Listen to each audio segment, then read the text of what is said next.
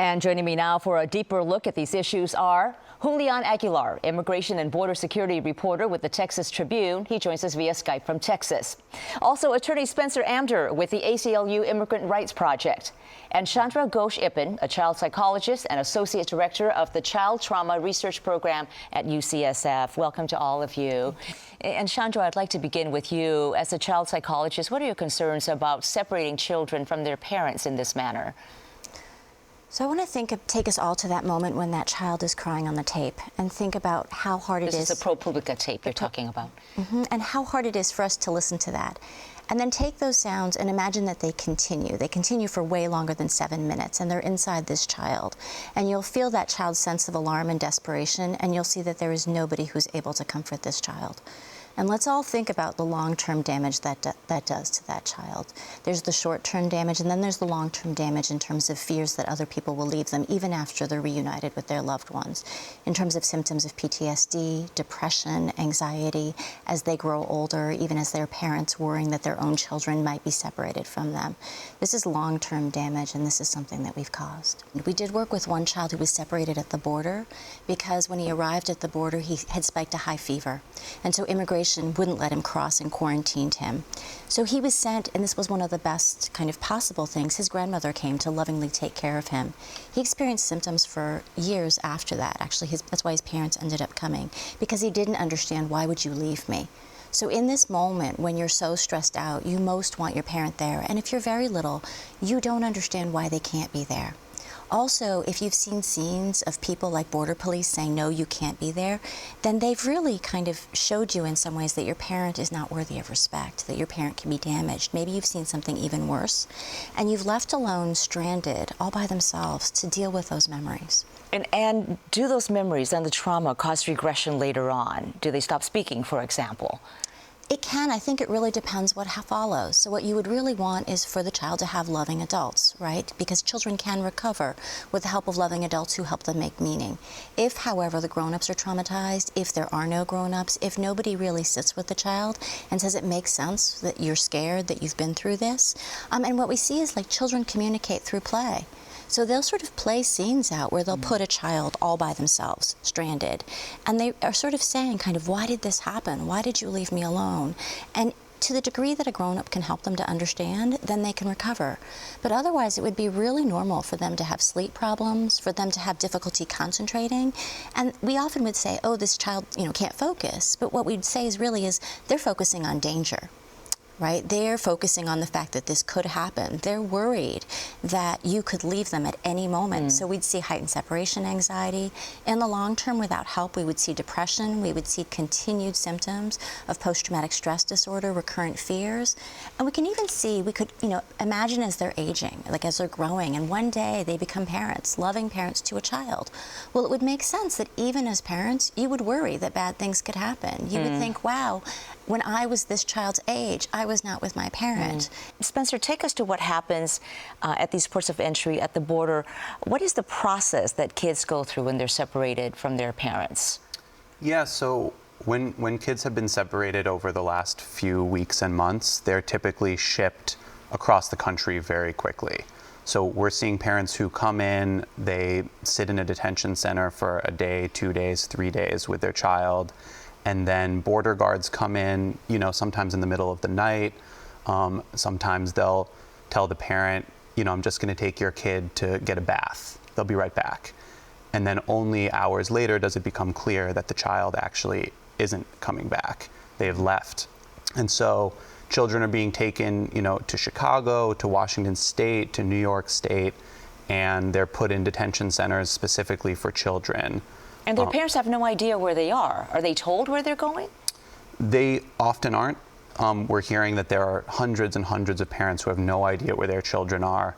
I think that's really important to emphasize now that we're in a place where we have these 2,000 children to reunite with their parents, is that the Trump administration separated these children so carelessly that parents have no idea where they are, but sometimes the government doesn't even have any idea where the kid is and who their parent is.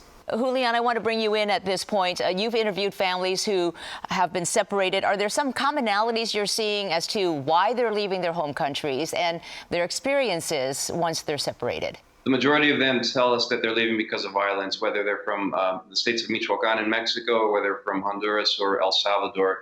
That's the common theme, that the conditions were just too horrible.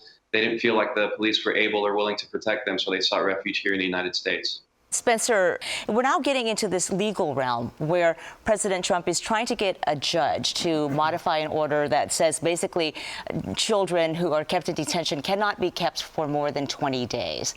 The Obama administration challenged that, tried to get modified 2016. The judge said no. What are the chances that the judge would take a different stand this time around?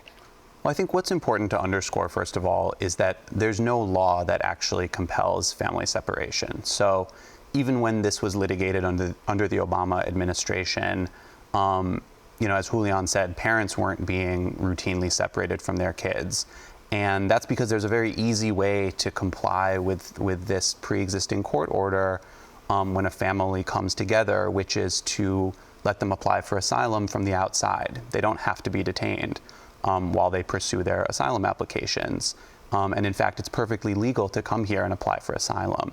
So that's one thing to say. The other thing to say is that nothing about the court's order forces the government to inflict this terrible trauma on children. The whole point of the Flores settlement is to protect children from bad conditions of confinement and to make sure that they're that they can be with their families and they can be safe.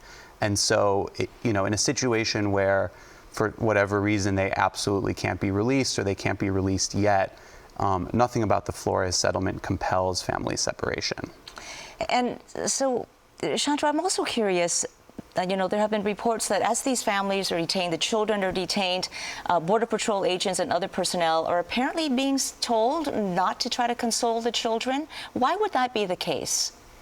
Well, I think what we can think about is people are worried about being accused perhaps of molesting the children. And that, unfortunately, what we all know is that what children need, especially young children, is physical comfort, in particular from their loved ones. So having a stranger comfort you may actually not be comforting, but if you do gain the trust of the children and you can be in a place where you're in public, where it makes sense, being able to just touch someone simply, being able to say that we're looking for your parent, to provide some reassurance, vocal tone, a little hug, that's really what's going to help the children to feel like we care, to feel safe again, and also it'll help them at a neurobiological level. Right now, what we're hearing is that some children are being medicated. And to really think about, is that an alternative to human touch? Which one is really more damaging? And again, though, what we would say is really the number one intervention would be to connect them to their parents. And Julián, I'm also curious on the Texas border towns that you've been visiting. What has been the reaction? Is there sympathy for the migrant families, or are people simply saying, you know what, they broke the law and this is what needs to happen? Oh, you bring up a question that I think has been passed around for years, and I think it's not an even split. You have a lot of folks that say, hey, there's a legal process, and I'm sorry, but, look at what Mexico does to Central Americans, and they use examples of what happens in other countries when immigration laws, even if they're just civil infractions, are violated. But I think in this case, there's been just a tremendous outpouring of support that sort of overwhelms the negative. I mean, we set up on the Texas Tribune page just a little story that has links to where people can go and donate, whatever it is that they can, legal services, and that's been the most viewed or clicked on site for the last 3 or 4 days.